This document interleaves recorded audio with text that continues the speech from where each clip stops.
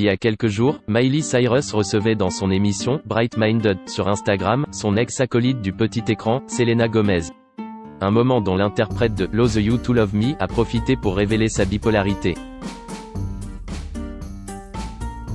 En période de confinement, les stars réinventent la communication via les réseaux sociaux. Sur son compte Instagram et depuis un peu plus de 2 semaines, la chanteuse Miley Cyrus reçoit chaque jour dans son émission, Bright Minded, plusieurs personnalités pour discuter. Vendredi 3 avril, Kerry Washington,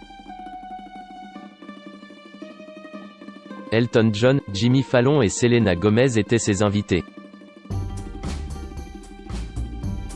Ma prochaine invitée a été beaucoup demandée, cela fait des années que nous nous sommes vraiment parlé, mais c'est le moment de recontacter nos vieux amis. Je vais donc appeler Selena Gomez, annonce Miley Cyrus avant de faire apparaître à l'écran son ancienne co-star de Disney Channel. Après quelques minutes à discuter de leurs ressentis pendant le confinement, Selena Gomez a évoqué sa période de dépression, la thérapie qu'elle a suivie mais également le fait qu'elle avait récemment découvert qu'elle était bipolaire. M'informer sur la bipolarité m'a libéré de ma peur. Il n'y a pas très longtemps, je suis allé dans l'un des meilleurs hôpitaux psychiatriques des États-Unis et j'ai réalisé, après des années à vivre beaucoup de choses différentes, que j'étais bipolaire, raconte la jeune femme de 27 ans. En découvrir plus sur cette maladie m'a vraiment aidé. Ça ne me fait plus peur. Je l'ai vu dans ma famille et je me disais, qu'est-ce qui se passe? Mais je viens du Texas et là-bas on ne sait tout simplement pas parler de ça. Tu dois toujours avoir l'air cool. Parenthèse ouvrante, parenthèse fermante. Mais m'informer m'a libéré de ma peur. En septembre 2019, Selena Gomez avait déjà évoqué ses crises de panique et sa dépression. Elle avait d'ailleurs reçu le prix Maclean, décerné aux personnes faisant progresser la compréhension de la population envers les troubles mentaux.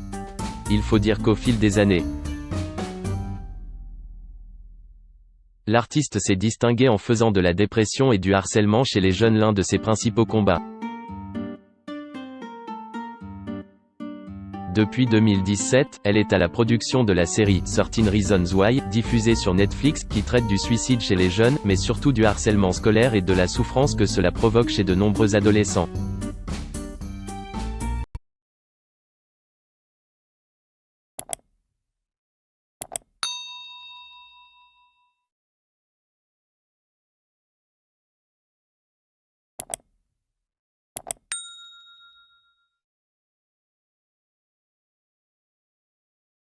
Xin chào mừng quý vị và các bạn đến với kênh tin tức VTV Online của chúng tôi. Hôm nay chúng tôi sẽ đưa đến các bạn những tin tức mới nhất của châu này. Và tình hình dịch Covid-19 hiện tại đang lan rất rộng trên toàn thế giới và nước ta là một trong những nước mà có những mầm dịch được hạn chế nhất. Và hôm nay VTV của chúng tôi sẽ đưa đến cho quý vị và các bạn những tin tức tuần tự và các tỉnh thành, các mầm dịch như sau. Và Yên Mô hiện tại là chưa mắc ca Covid nào 19